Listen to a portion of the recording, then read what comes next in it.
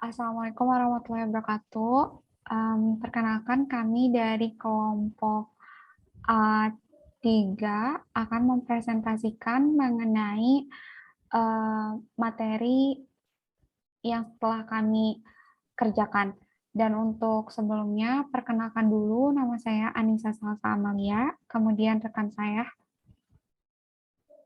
Martina Roswita Aji. Dan saya Siti Watma. Baik. Nah,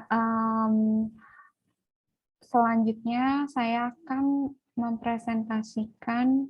kami akan mempresentasikan bahan kami. Di sini untuk judulnya adalah penggunaan metode kuantitatif dalam sebuah karya ilmiah. Nah, sebelumnya di sini dapat dilihat untuk MPM dan nama anggotanya. Lalu selanjutnya untuk hal-hal yang akan kami bahas di sini dibagi menjadi 4 bagian.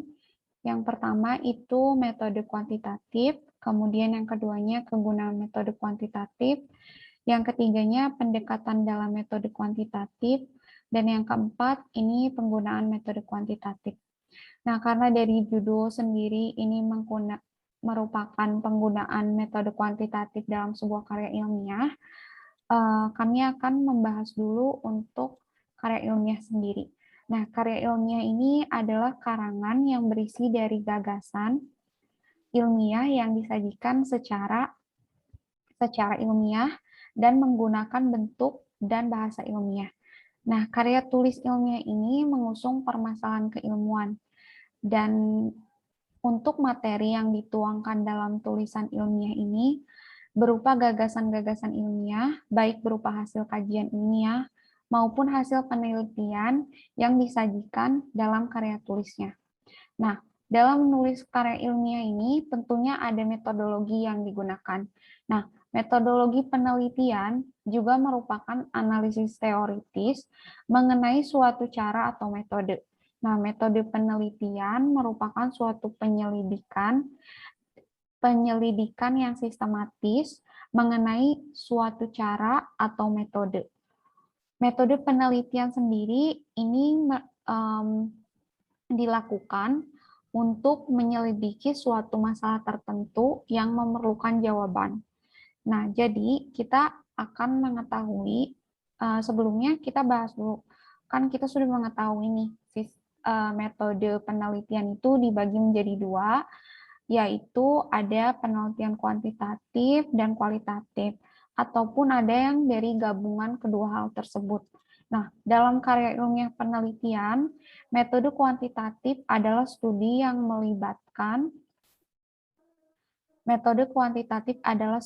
melibatkan penggunaan dan analisis data numerik yang menggunakan teknik statistik. Nah, untuk metode kuantitatif ini mengajukan pertanyaan tentang siapa, apa, kapan, dan di mana, serta berapa banyak dan bagaimana. Nah, metode ini dirancang untuk menghasilkan data yang dapat diandalkan secara statistik yang memberitahu kita berapa banyak orang yang melakukan atau memikirkan sesuatu. Nah, data kuantitatif ini biasanya berbentuk numerik seperti rata-rata, rasio, ataupun rentangan.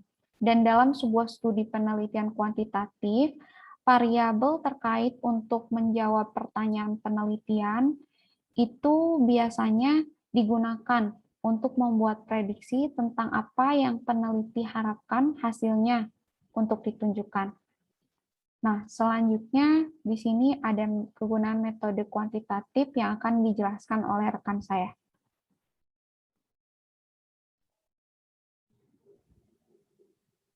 Baik, terima kasih.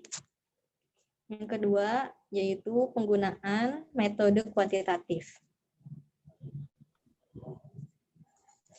Kegunaan metode kuantitatif. Penelitian kuantitatif sangat berguna ketika melakukan penelitian kebutuhan skala besar atau survei dasar. ini independen dari penelitian dan seseorang harus mendapatkan hasil yang sama tidak peduli siapa yang melakukan penelitian. Hal ini juga dapat digunakan untuk mengukur tren.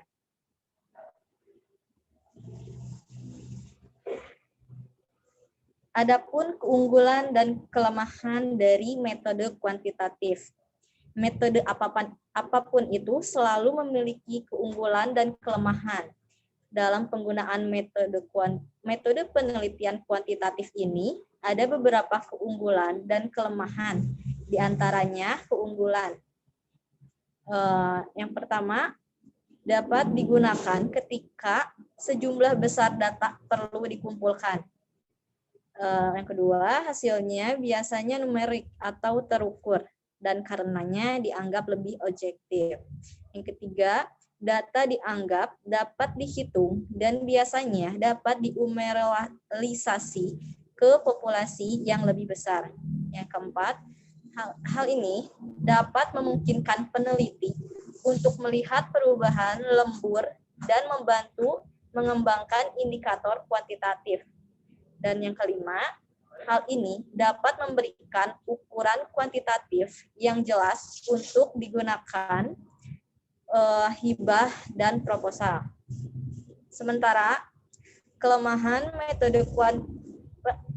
metode penelitian kuantitatif ini diantaranya ada hasil harus dihitung menggunakan Excel, akses atau perangkat lunak analisis data seperti SPSS yang mungkin tidak selalu dapat diakses oleh banyak orang. Memakan waktu karena peneliti atau anggota tim perlu masuk. Lalu ada membersihkan dan kemudian menganalisis data. Selanjutnya, semakin besar sampel, semakin banyak waktu yang dibutuhkan untuk menganalisis data dan menganalisis hasil. Semakin besar sampel, semakin banyak waktu yang dibutuhkan untuk mengumpulkan data. Yang terakhir, data kuantitatif mengabaikan elemen manusia yang sangat penting. Situasi yang tepat untuk menggunakan metode kuantitatif. Di sini ada description dan beberapa contohnya dalam description tersebut. Situasinya yaitu yang pertama, ketika mencoba mengukur tren, contohnya yaitu destinasi wisata, seperti apakah yang menjadi daya tarik generasi Z. Kedua, ketika data dapat diperoleh dalam bentuk numerik seperti contohnya jumlah anak di bawah 15 yang berpartisipasi dalam kegiatan pembangunan perdamaian. Yang ketiga, ketika tanggapan objektif sederhana dapat diterima seperti pertanyaan ya dan tidak. Contohnya, apakah kamu menyukai produk mie instan terbaru kami? Yang keempat, tidak ada ketidakpastian tentang konsep yang diukur dan hanya ada satu cara untuk mengukur setiap konsep.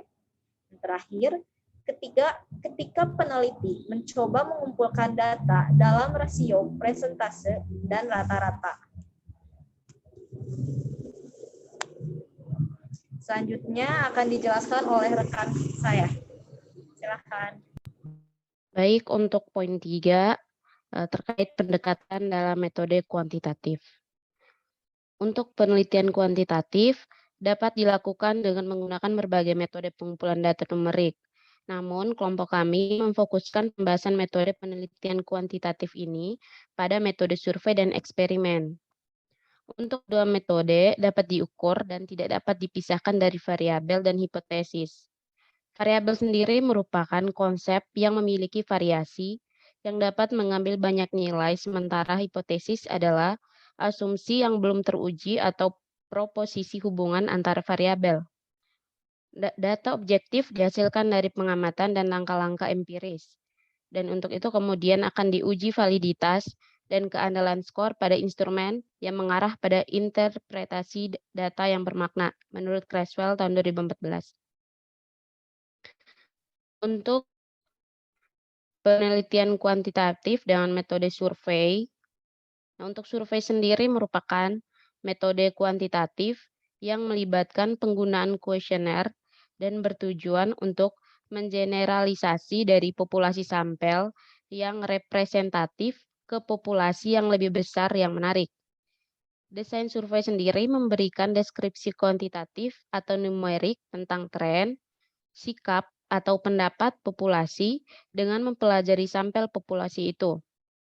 Nah, dari hasil sampel tersebut, peneliti akan mengeneralisasi atau menarik kesimpulan pada populasi yang telah dikumpulkan. Untuk sebuah metode kuantitatif pengumpulan data, survei memungkinkan para peneliti untuk mengekstrak informasi dari sampel populasi yang sangat besar. Selain itu juga, survei ini juga memungkinkan untuk secara kuantitatif mempelajari karakteristik tertentu dari suatu populasi. Nah, dalam metode pengumpulan data survei, kami memperoleh informasi langsung dari orang-orang seperti metode pengumpulan data lainnya. Tujuan utama melakukan survei yakni untuk menarik data yang andal dan valid dalam bentuk terstruktur yang akan mudah dianalisis dan dilaporkan. Nah, metode survei sendiri memiliki komponen penting yang akan mempengaruhi prosesnya. Menurut Creswell, dalam sebuah metode survei, komponen-komponen yang diperlukan diantaranya desain dari metode survei, populasi dan sampel, instrumentasi, variabel dalam penelitian, analisis dan interpretasi, dan dalam mempersiapkan merancang komponen-komponen ini menjadi proposal, dipertimbangkan pertanyaan pada daftar yang akan saya jelaskan. Contohnya, daftar pertanyaan untuk merancang metode survei itu, apakah tujuan dari desain survei dinyatakan? Yang kedua, apakah alasan untuk memilih desain yang disebutkan? Yang ketiga, apakah sifat survei diidentifikasi? Yang keempat, apakah populasi dan ukurannya yang disebutkan? Yang kelima, apakah populasi akan dikelompokkan? Dan jika demikian, bagaimana? Dan ada beberapa contoh pertanyaan lainnya. Nah, dalam proposal karya ilmiah, bagian pertama dari bagian metode dapat memperkenalkan pembaca pada tujuan dasar dan alasan untuk penelitian survei sendiri. Dan yang kedua, ada metode eksperimental. Metode eksperimental sendiri mengikuti bentuk standar, yang pertama peserta, yang kedua bahan, dan ketiga prosedur, dan yang keempat tindakan. Nah, untuk keempat topik ini sudah cukup, seperti bagian survei. Tujuannya di sini adalah untuk menyoroti topik utama yang harus ditangani di bagian metode eksperimental dari proposal. Nah, dari buku Creswell disajikan panduan keseluruhan untuk topik ini. Ada beberapa daftar pertanyaan untuk merancang prosedur eksperimental. Contohnya, siapa saja peserta dalam penelitian ini? Apa populasi yang hasilnya akan digeneralisasikan? Bagaimana para peserta dipilih? Apakah metode seleksi acak yang digunakan? Bagaimana para peserta akan ditugaskan secara acak? Apakah mereka akan dicocokkan atau bagaimana? Dan ada beberapa contoh pertanyaan lainnya.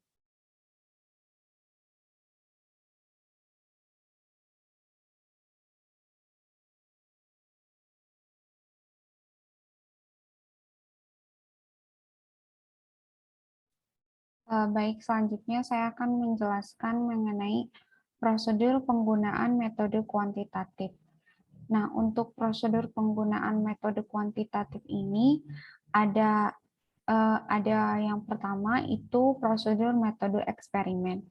Nah, untuk yang pertama, untuk melakukan prosedur metode eksperimen, ini dilakukan dengan mengidentifikasi jenis desain eksperimen mana yang akan digunakan dalam studi yang diusulkan. Di sini dilakukannya identifikasi untuk menentukan jenis eksperimennya yang akan dilakukan oleh peneliti dalam melakukan penelitian studinya. Kemudian untuk yang kedua, ini adalah mengidentifikasi apa yang sedang dibandingkan dalam percobaan. Nah, di sini identifikasi yang dilakukan itu mengenai percobaan yang sedang dibandingkan. Nah, jadi di sini itu dilakukan perbandingan dari eksperimen atau percobaannya. Kemudian yang ketiga, ini memberikan diagram atau gambar untuk menggambarkan desain penelitian yang spesifik dan digunakan. Nah, di sini untuk memberikan diagram atau gambarnya itu berfungsi untuk penggambaran desain penelitian secara spesifik agar mempermudah peneliti dalam melakukan proses eksperimen tersebut. Nah, kemudian di sini selanjutnya bisa dijelaskan oleh rekan saya. Baik, terima kasih. Selanjutnya di sini ada sistem notasi klasik Campbell dan Stanley pada tahun 1963 halaman 6. Di sini ada X dan O. Yang X-nya mewakili paparan kelompok terhadap variabel atau peristiwa eksperimental yang efeknya harus diukur. Yang O ini mewakili pengamatan atau pengukuran yang dicatat pada instrumen. Ada juga XS dan OS, diterapkan pada orang-orang tertentu yang sama. Dimensi kiri ke kanan, menunjukkan urutan prosedur temporal dalam percobaan, atau kadang-kadang ditunjukkan dengan panah. Yang R, simbol R menunjukkan penugasan acak. Lalu ada pemisahan baris paralel dengan garis horizontal, di mana menunjukkan bahwa kelompok berbandingan tidak sama atau disamakan dengan tugas acak.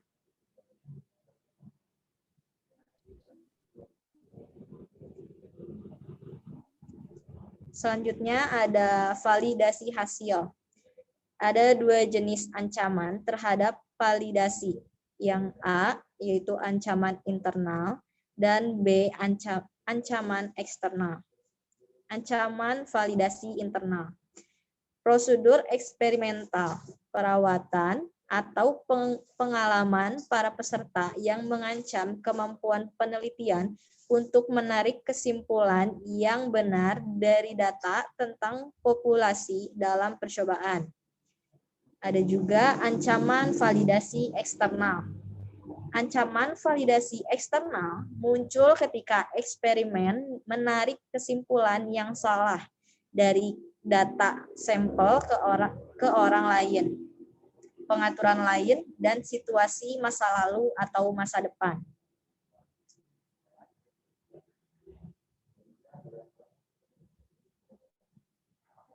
Ada interpretasi hasil. Di sini yaitu langkah terakhir dalam percobaan adalah menafsirkan temuan mengingat hipotesis atau pertanyaan penelitian yang ditetapkan pada awalnya. Dalam interpretasi ini, alamat apakah hipotesis atau pertanyaan didukung atau bahkan mereka ditolak. Ya, selanjutnya di sini pun untuk interpretasi hasil, di sini dalam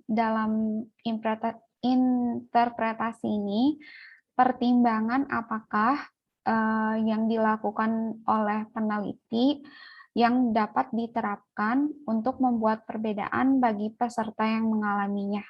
Kemudian di sini untuk interpretasi hasil, di sini menimbulkan pertanyaan di mana bagaimanakah hasilnya yang mungkin terjadi karena prosedur eksperimen yang tidak memadai seperti ancaman validitas yang tadi, yaitu yang validitas internal, dan menunjukkan bagaimana hasilnya dapat digeneralisasikan kepada orang, peraturan, ataupun waktu tertentu.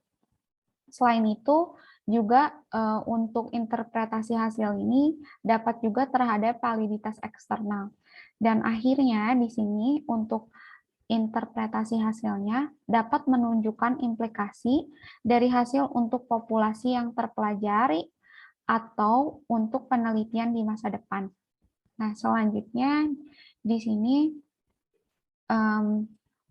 Cukup sampai di sini dari kelompok kami.